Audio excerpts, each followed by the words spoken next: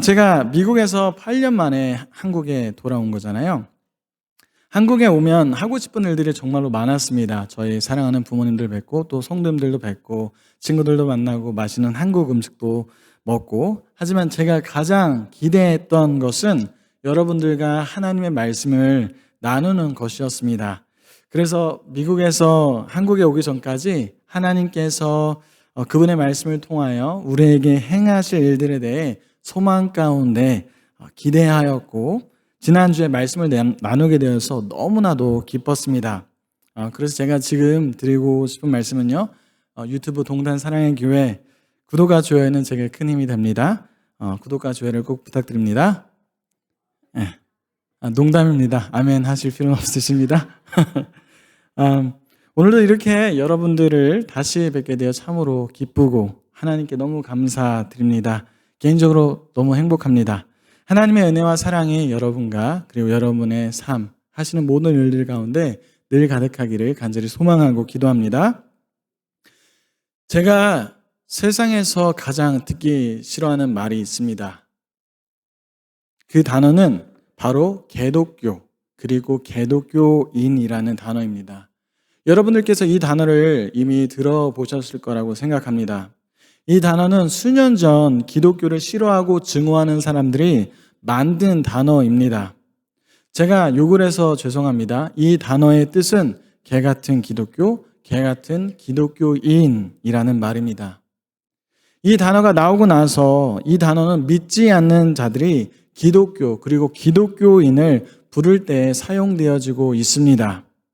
그리고 너무나도 슬프고 안타깝게도 이 단어를 사용하는 사람들의 수가 점점 늘어나고 있습니다. 이것은 하나의 잔인한 문화 운동처럼 점점 강하고 빠르게 한국 사회에 퍼져나갔습니다. 이것은 기독교와 기독교인들을 전혀 모르는 사람들에게도 기독교는 나쁜 종교야, 기독교인은 이상한 사람들이야 라는 부정적인 인상을 너무나도 강하게 심어주고 있습니다. 그래서 요즘에는 사람들이 전도하는 것이 너무나도 힘들다고 합니다. 하루는 미국 친구에게 이 이야기에 대해서 나눈 적이 있었습니다. 그 친구는 저에게 이렇게 말해 주었습니다. 이것은 비단 한국에서만 일어나는 일이 아니야. 미국에서도 불과 몇 년 전부터 젊은이들 사이에서 기독교인을 욕하며 부르는 단어가 생겼어. 그것은 바로 judge, 재판관 또는 판단자라는 단어야. 많은 젊은이들이 교회에 다니며 주를 믿는 사람들을 재판관 또는 판단자라고 부르며 모욕한다고 합니다. 그리고 미국에서도 기독교인들을 싫어하는 사람들의 수가 점점 늘어나고 있다고 합니다. 왜 이렇게 가슴 아픈 일들이 일어나는 것일까요? 이 질문을 하면 대부분의 기독교인은 회개는커녕 매우 당당하게 말합니다. 예수님께서 말씀하신 대로 어둠에 속한 세상은 빛에 속한 우리를 미워하고 싫어하기 때문입니다. 맞습니다. 하지만 이것이 전부가 아닙니다. 또 다른 정답이 있습니다. 그것은 바로 예수님을 믿는 주님의 자녀인 우리가 주님께서 우리에게 친히 보호해 주셨던 빛과 소금의 그 삶, 즉 주님의 자녀로서의 삶을 살고 있지 않기 때문입니다. 사도행전 2장 47절은 초대교회 성도님들을 이렇게 표현하는데요. 다 함께 읽어보시겠습니다. 시작. 하나님을 찬미하며 또 온 백성에게 칭송을 받으니 주께서 구원받는 사람을 날마다 더하게 하시니라. 아멘. 칭송을 받았다는 말이 무슨 말일까요?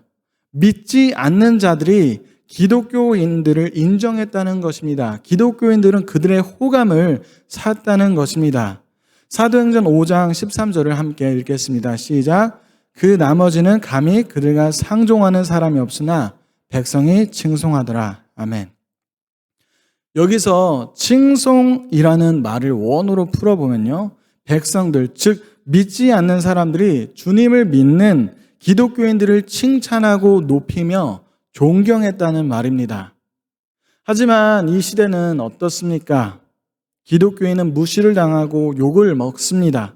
믿는 자들의 수는 점점 줄어들어 가고 있습니다.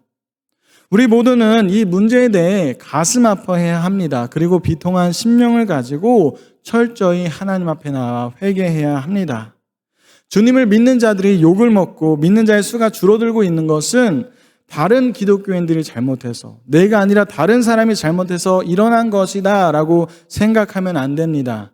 내가 예수님처럼 빛과 소금의 삶을 살지 못해서 그런 것이다 라고 인정해야 합니다.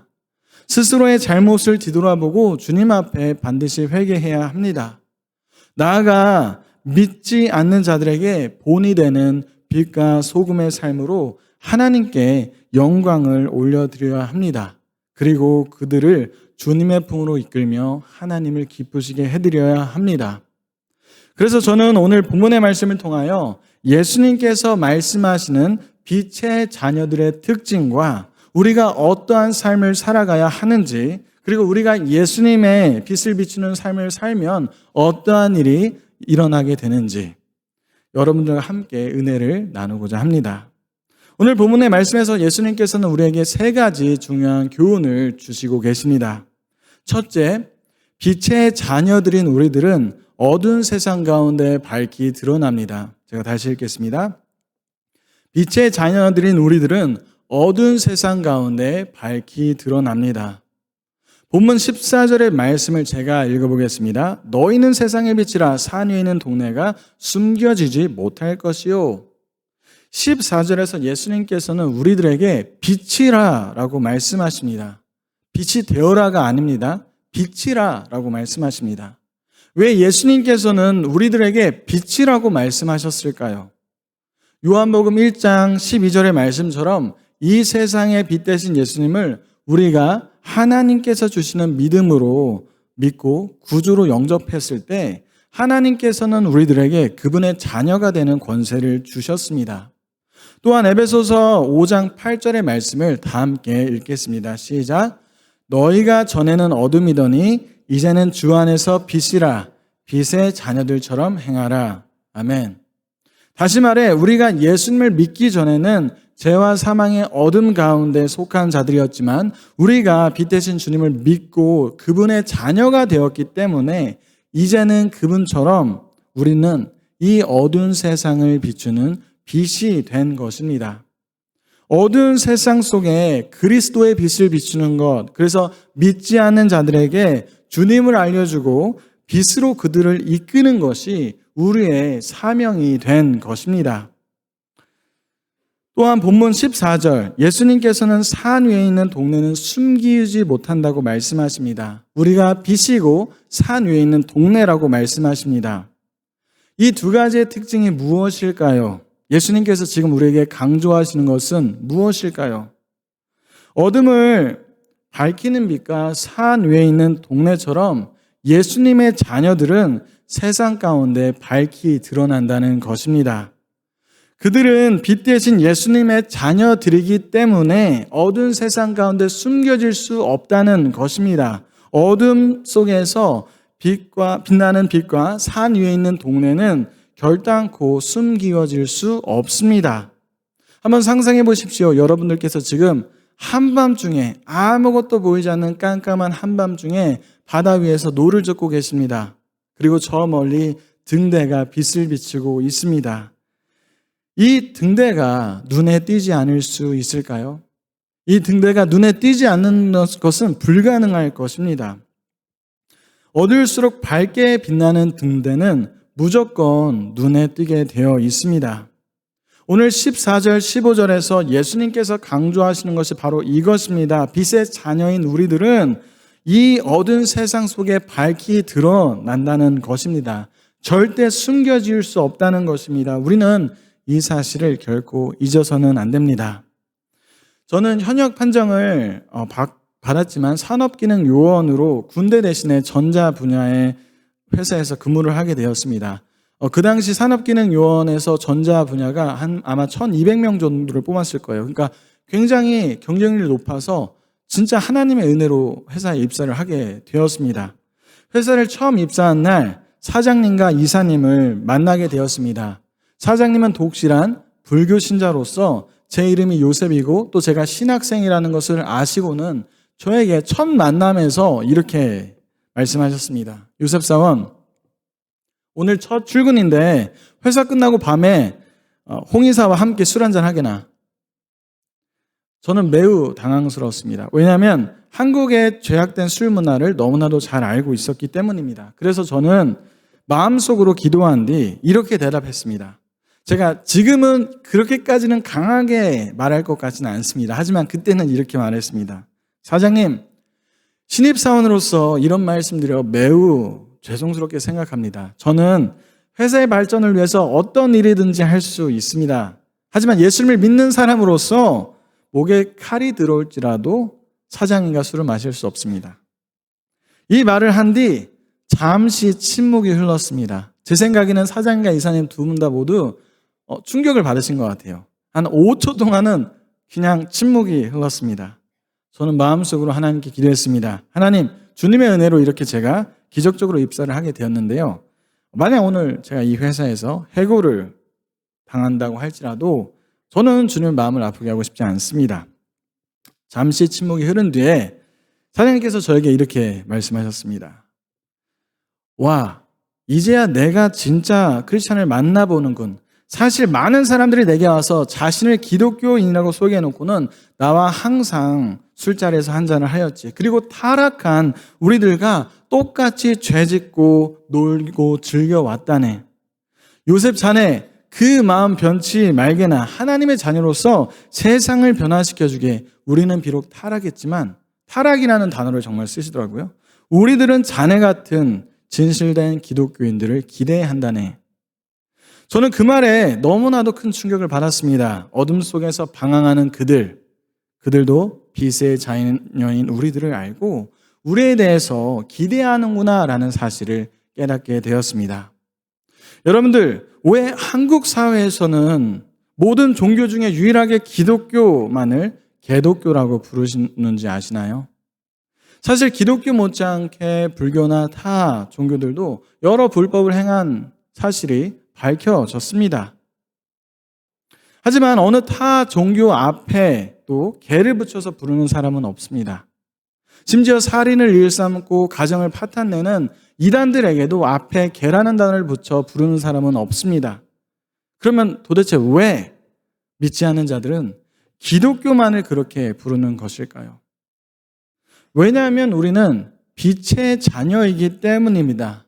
어둠 속에 있는 사람들은 그 빛을 잘 알기 때문입니다. 그들은 영적으로 우리가 누구인지를 잘 알고 있습니다. 그리고 우리가 예수님의 자녀이기에 어떠한 삶을 살아가야 할지를 정확히 알고 있습니다.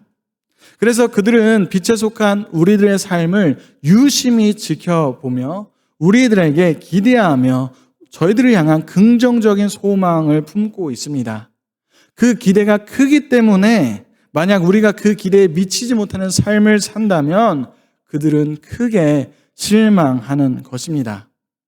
만약 어떤 사람이 자신이 세상의 빛이라는 사실을 망각하고 잊은 채 사람들 앞에서 조심스럽게 행동하지 않고 남을 비난하고 욕하고 거룩한 삶을 살지 않고 믿지 않는 자들과 함께 어울려 방탕한 삶을 살며 함께 죄 가운데 거한다면 세상 사람들은 그와 함께 놀고 먹고 즐기면서 뒤에서는 이렇게 말할 것입니다.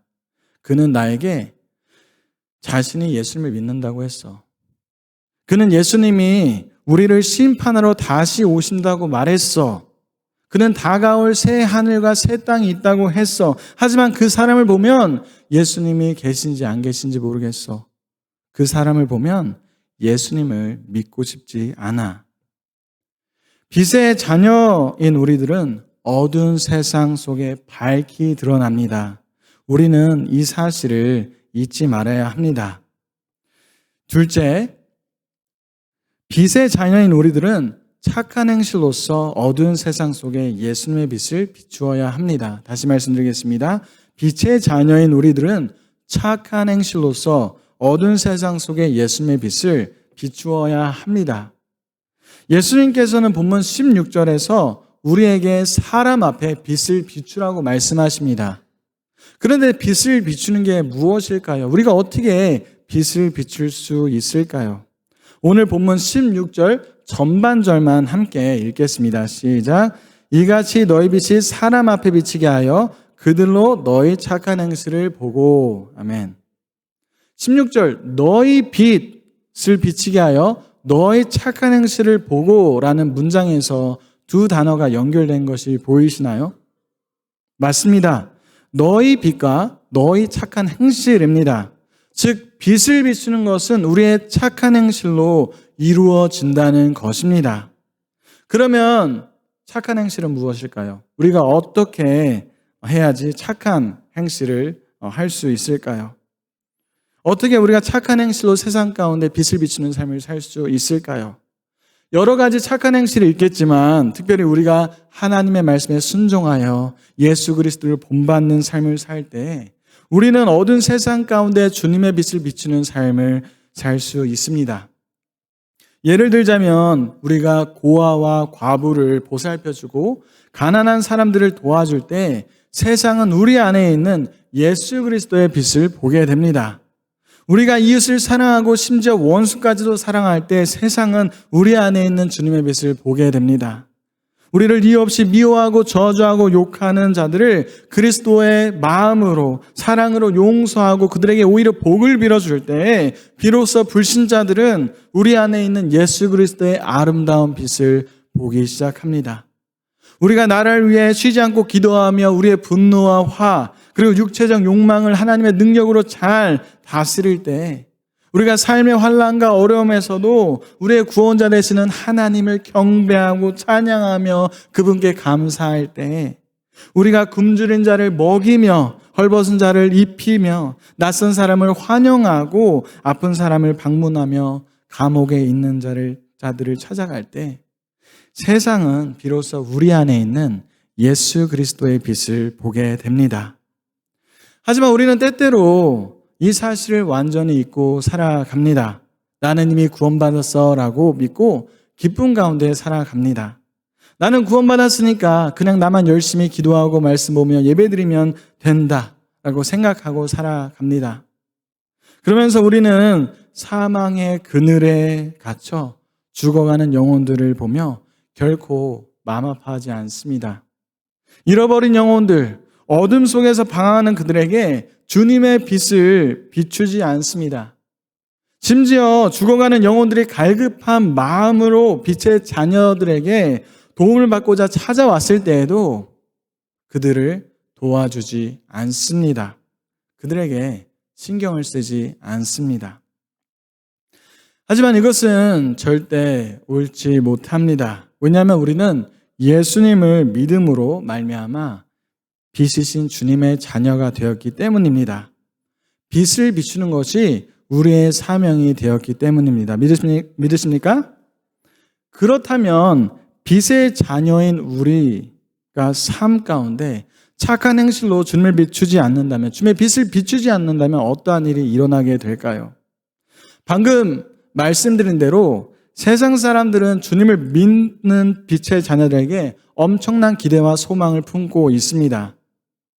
그래서 우리가 주님의 빛을 비추지 않는다면 그들은 엄청난 실망을 하게 될 것입니다. 그들은 회복하기 힘든 상처를 받게 될 것입니다. 오늘 본문 16절에 너희 착한 행실을 보고 하나님께 영광을 돌리게 하라라는 말씀과는 반대로 하나님을 욕하게 될 것입니다. 그들은 주변에서 많은 사람들이 전도를 하려고 노력할지라도 결코 예수님께 나오지 않을 것입니다. 어렸을 적 제가 정말로 사랑한 강아지가 한 마리 있었습니다. 정말 제가 가족같이 여겼던 강아지였습니다. 그 강아지 이름은 승리였습니다. 저는 승리를 너무나도 좋아해서 밖에 있을 때도 승리를 보기 위해서 승리와 놀아주기 위해서 집에 빨리 들어오곤 했습니다. 하루는 승리가 너무 아파 보였습니다. 밥도 잘 안 먹고 토를 하는 것입니다. 저는 곧 괜찮아지겠지라고 생각했습니다. 하지만 3일 정도가 지나자 승리의 상태는 더욱더 악화되었습니다. 그래서 저는 주변에 있는 동물병원을 알아봤고 마침내 동물병원을 찾았습니다. 그러고는 그날 밤 8시에 모든 예배가 끝나자마자 승리를 들고 병원에 찾아갔습니다. 저는 그 동물병원에 가기 전에 동물병원에 전화해서 근무 시간을 물어보지 않았습니다. 왜냐하면 그 동물병원 이름이 24시 동물병원이었기 때문이었습니다. 저는 당연히 병원 문은 열려 있을 거라고 확신했습니다. 하지만 제가 그 병원에 도착했을 때 저는 큰 슬픔에 빠졌습니다. 왜냐하면 병원의 모든 불은 다 꺼져 있었기 때문이었습니다.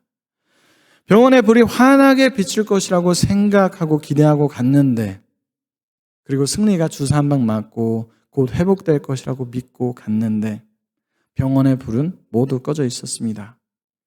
저는 매우 속상했고 마음속으로 화가 치밀어 올랐습니다. 그리고 혼잣말로 이렇게 말했습니다. 뭐야, 병원 이름을 바꾸던지 왜 병원 이름을 24시 동물병원이라고 만들어서 이렇게 내가 늦은 시간에 와도 된다고 생각하게 만든 거야. 미리 알았더라면 진작에 올걸. 그러고는 다른 동물병원을 찾아보았지만 이미 모든 동물병원은 불이 꺼져 있었습니다. 문이 닫혀 있었습니다. 고통스러워하는 승리를 보며 마음이 정말로 아팠습니다. 집에 와서 승리를 두고 떨고 있는 승리를 이불로 감싸준 뒤에 사랑하는 승리를 위해서 하나님께 기도하고 저는 잠에 들었습니다. 아침 일찍 일어나자마자 저는 승리에게 달려갔습니다. 하지만 승리는 죽어 있었습니다. 승리를 너무나도 사랑했기에 마치 저의 가족의 일부처럼 생각했기에 마음이 찢어지는 것 같이 아프고 괴롭고 속상했습니다. 그 후 저는 그 병원이 너무나도 싫었습니다. 병원에 찾아가서 막 따지고 싶었습니다. 순간 하나님께서 저에게 이러한 깨달음을 주셨습니다. 사랑하는 승리가 반드시 회복될 것이다 라는 큰 기대와 갈급하는 마음을 가지고 동물병원에 갔는데 병원에 불이 꺼져 있었을 때 네가 매우 실망하고 상처받고 집에 돌아왔던 것처럼 믿지 않는 자들도 어둠 속에서 고통하며 신음하다가 목마른 사슴이 시냇물을 찾듯 주님의 빛을 보면 자신이 반드시 회복될 것이다, 살아날 것이다 라는 간절한 기대와 소망을 가지고 도움을 받기 위해서, 그리고 주님의 빛을 보기 위해서 빛의 자녀인 우리들에게 찾아왔는데, 만약 빛의 자녀라고 말하는 사람 안에 예수 그리스도의 빛이 없다면, 그 사람이 예수 그리스도의 빛을 비추고 있지 않는다면 잃어버린 영혼들이 얼마나 크게 실망하고 속상해하며 상처를 받고 분노하며 돌아갈까. 제가 20년이 넘게 지난 이 시점에서도 그 사건을 또렷이 기억하고 생각할 때마다 속상해하며 이름만 24시 동물병원인 그 병원을 증오하고 싫어하는 것처럼 어둠 속에서 고통 가운데 신음하다가 주님의 빛을 기대하고 다가온 영혼들은 예수님의 빛을 비추지 않는 겉모양만 기독교인인 사람들에게 마음에 큰 상처를 받고 기독교인을 미워하고 증오하게 될 것입니다. 그들은 하나님을 욕하고 어떤 사람이 전도할지라도 주님께 나오지 않게 될 것입니다. 제가 한 가지 여쭤보겠습니다. 마음속으로 대답해 주시면 진심으로 감사하겠습니다. 사랑하는 성도 여러분, 삶 가운데 선을 행함으로 예수 그리스도의 빛을 비추고 계신가요? 감히 여러분과 저에게 묻겠습니다. 그 24시 동물병원처럼 여러분들과 저는 말만 기독교인이 아닌가요? 이 시간 자신의 삶을 한번 깊이 되돌아보시길 바랍니다. 살아있는 빛은 온 세상을 환하게 비추는 역할을 하는 것처럼 살아있는 신앙은 온 세상을 변화시키며 어둠 속에 갇혀 고통당하는 많은 사람들을 주님의 품으로 이끄는 역할을 합니다. 어떤 분은 지금 제게 이렇게 반문하실 수도 있을 것 같습니다. 목사님, 예수님의 빛은 예수님께서 직접 비추셔야 하는 거고요. 어둠 가운데 있는 사람들이 고통 가운데 힘들어하면 그들은 우리가 아니라 빛이신 주님을 찾아야 하는 거예요. 그래서 주님께서 직접 주시는 사랑과 위로와 평안을 얻어야 하는 거예요. 하지만 오늘 예수님께서 우리를 무엇이라 부르셨습니까? 우리가 이 세상의 빛이라고 하셨습니다. 물론 믿음이 있고 영적으로 성숙한 주님의 자녀들은 하나님의 말씀을 듣고 읽고 기도하며 삶 가운데 그분의 임재하심과 동행하심을 느끼며 하나님께서 베푸신 모든 은혜를 묵상하면서 하나님의 사랑을 느끼고 위로와 평안을 얻습니다. 하지만 믿음이 없는 자들이나 연약한 자들, 그리고 세상 사람들이 어떻게 예수님의 사랑을 느끼며 그분을 경험할 수 있겠습니까? 그들은 주님의 몸인 교회를 통해서, 그리고 교회의 각 지체가 되는 우리 한 사람 한 사람을 통해서 주님을 경험하고 그분의 마음을 느끼는 것입니다. 주님의 자녀들인 우리를 통해서 예수님의 사랑을 느끼며 주님께 나오게 되고 영적으로 성장하게 되는 것입니다. 사랑하는 성도 여러분, 잊지 마십시오. 우리는 어두운 세상을 밝히 비추는 빛입니다. 이 사실을 믿으십니까?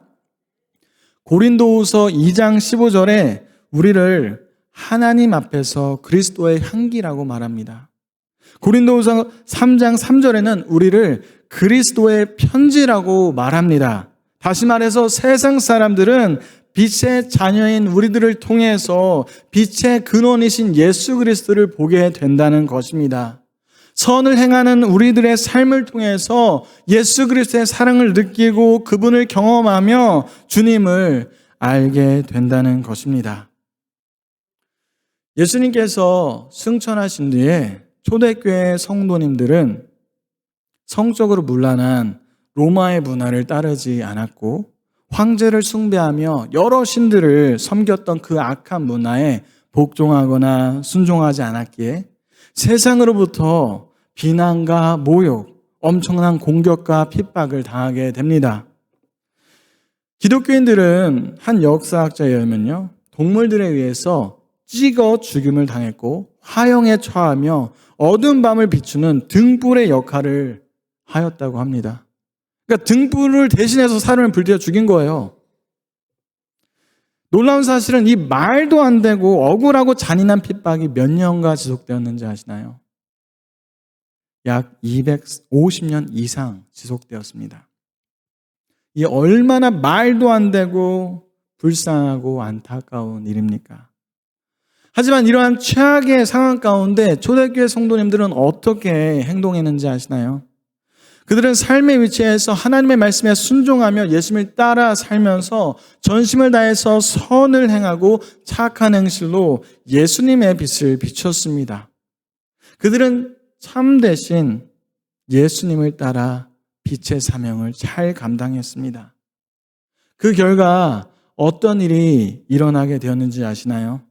그들은 믿지 않는 자들에게 칭찬을 받으며 사회 속에서 하나님의 영광을 나타내게 됩니다. 그리고 그들의 삶을 통해 믿지 않는 자들은 예수님의 사랑을 느끼고 예수님을 만나고 경험하며 예수님의 제자가 되게 됩니다. 결국 313년 로마 황제 콘스탄티누스는 기독교를 받아들이게 됩니다. 그리고 380년 테오도시우스 황제는 기독교를 로마의 국교로 선포하게 됩니다. 이 얼마나 놀라운 일입니까? 핍박과 모욕의 대상이었던 기독교인의 삶, 선을 행하는 그들의 삶, 빛을 비추는 삶을 통해 그 당시 세계의 중심이었던 로마가 변화된 것입니다. 빛 대신 주님의 자녀로서 초대교회 성도님들처럼 어두운 세상 가운데 선을 행함으로 예수님의 빛을 비추시는 저와 여러분 모두가 되시기를 간절히 소망합니다. 마지막 메인 포인트입니다. 셋째, 우리가 예수님의 빛을 비추는 삶을 살 때 잃어버린 영혼들이 하나님께 영광을 돌려드리며 주님께 나오게 됩니다. 제가 다시 읽겠습니다. 우리가 예수님의 빛을 비추는 삶을 살 때 잃어버린 영혼들이 하나님께 영광을 돌려드리며 주님께 나오게 됩니다. 본문 16절을 다 함께 읽겠습니다. 시작. 이같이 너희 빛이 사람 앞에 비치게 하여 그들로 너희 착한 행실을 보고 하늘에 계신 너희 아버지께 영광을 돌리게 하라. 아멘. 이 본문에서 중요한 사실은 우리가 그렇게 예수 그리스도의 빛을 비추는 삶을 살아갈 때 세상 사람들은 하나님께 영광을 올려드린다는 것입니다. 영광을 올려드린다는 말은 성경 원어로 칭찬하다, 높이다, 찬양하다라는 의미를 갖고 있습니다. 그런데 왜 우리가 선을 행하는데, 우리가 빛을 비추는데 세상 사람들은 하나님께 영광을 돌려드리고 하나님을 찬양하며 높여드릴까요? 아까 말씀드렸던 대로 세상 사람들은 우리가 주님의 자녀라는 사실을 잘 알고 있기 때문입니다. 우리가 정말로 예의 바르고 착한 아이를 보면 그 아이를 보면서 우리는 그 아이의 부모를 칭찬합니다. 왜냐하면 그 아이가 그렇게 잘 성장하는 것은 그 아이가 잘나서라기보다 부모의 큰 헌신과 사랑의 가르침이 있었기 때문입니다. 이처럼 우리가 어두운 세상 가운데 빛을 비추며 선을 행하며 살아갈 때 믿지 않는 자들은 우리의 착한 행실을 보고 우리의 빛의 근원이 되시는 주님께 영광을 올려드리게 됩니다. 나아가 우리가 그렇게 예수 그리스도의 빛을 비추며 살아갈 때 믿지 않는 자들은 주님께 영광을 올려드릴 뿐만 아니라 그분께 나아오게 됩니다. 제가 경험하고 배운 바로는 주님을 믿지 않는 자들은 우리의 입술의 전도를 통해서도 주님께 나아오지만 많은 사람들이 전도자의 빛을 비추는 삶을 통해서 주님께 나아온다는 사실입니다. 미국에서 실제로 있었던 일입니다. 몇 년 전에 어떤 용감하고 공격적인 성향을 가진 기독교인이 기차 안에서 복음을 전하고 있었습니다. 앞에서 복음을 듣고 있었던 한 남자는 복음을 전하는 그 남자에게 엮이고 싶지 않아서 고개를 획 돌려버렸습니다. 그러자 그 용감한 기독교인은 좌절과 다른 한편으로는 자신감을 가지고 관심 없이 행동하는 그 남자의 얼굴을 뚫어지게 쳐다보기 시작합니다. 그리고 자기가 전하는 이 귀한, 이 소중한 복음을 듣지 않냐고 생각하면서 인상을 팍 쓰고 이렇게 물어봅니다. 저기요, 저를 보세요. 제 눈을 보시라고요. 예수님이 보이지 않으세요? 이 어리석은 질문에 어떤 대답이 돌아왔을까요? 네, 전혀 보이지 않습니다. 이처럼 세상은 예수님을 보기 위해 우리의 눈을 보지 않습니다. 그들은 예수님을 보기 위해 우리의 삶을 봅니다. 그리고 우리가 착한 행실을 할 때 그들은 우리 안에 계시는 예수님을 보게 되고 빛 대신 그분께 나오게 됩니다. 제가 호주에 있을 때 저는 테디라는 친구와 함께 살았습니다. 그는 힐송 교회라는 호주에서 가장 큰 교회 중에 하나예요. 힐송 교회의 11시 예배의 리더 중에 한 명으로서 정말 독실한 기독교인이었습니다. 그는 빵을 규칙적으로 이웃들에게 무료로 나눠주며 여러 사람들을 도와주었습니다.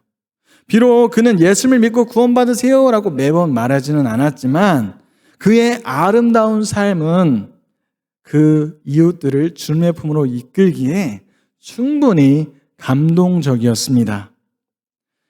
테디는 주변에 사는 수많은 사람들을 테디 주변에 사는 수많은 사람들은 주님을 영접하고 믿게 되었는데요. 저는 매달 어려운 사람들을 도와주며 돈을 보내주고 또 저를 비롯한 남들에게 무한한 선행을 행하는 선을 베푸는 그가 부자인 줄 알았습니다. 하지만 제가 그의 통장에 100만 원밖에 없다는 사실을 알았을 때 저는 큰 충격을 받았고 테디에게 이렇게 물어봤습니다.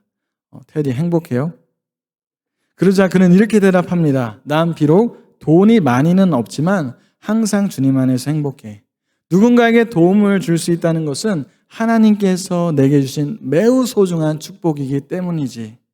그는 매일 새벽 5시에 일을 나가서 저녁 6시에 집에 들어왔습니다. 매일 그렇게 피땀 흘려 일을 하며 번 돈으로 선을 행하는 모습을 보며 정말로 많은 감동을 받았습니다.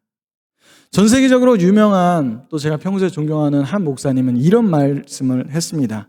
우리는 복음을 전해야 합니다. 하지만 그보다 더 중요한 사실은 복음대로 살아야 한다는 것입니다. 그리고 여러분들의 삶은 반드시 감동적이어야만 합니다. 왜냐하면 여러분의 삶은 바로 가장 강력한 메시지이기 때문입니다. 믿으십니까? 테디는 본인의 삶으로 복음을 전하는 사람이었습니다. 사랑하는 성도 여러분, 여러분의 삶은 어떠신가요? 혹시 입술로만 복음을 전하고 계시지는 않나요? 말과 행동이 모순되는 그러한 삶을 살고 계시지는 않나요? 예수님께서 우리에게 친히 보여주셨듯이 다른 사람들에게 선을 행하며 복음대로 사시기를 바랍니다. 착한 행실로 어두운 세상 가운데 그리스도의 빛을 비추며 믿지 않는 자들에게 하나님을 알게 하고 그분을 찬양하게 하며 그분께 영광을 올려드리게 하는 아름다운 빛의 삶을 사시기를 소망합니다. 입술만이 아닌 삶으로 복음을 전하며 삶을 통해 많은 사람들을 주님의 품으로 이끄시는 하나님의 기쁨이 되는 저와 여러분 모두가 되시기를 간절히 소망합니다. 마지막으로 한 가지 질문을 드리며 오늘 말씀을 마무리하겠습니다. 사랑하는 성도 여러분, 여러분들은 예수님의 빛을 비추는 삶을 살고 계신가요? 예수님께서 지금 우리 모두에게 말씀하십니다. 너희는 세상의 빛이라. 아멘. 기도하시겠습니다.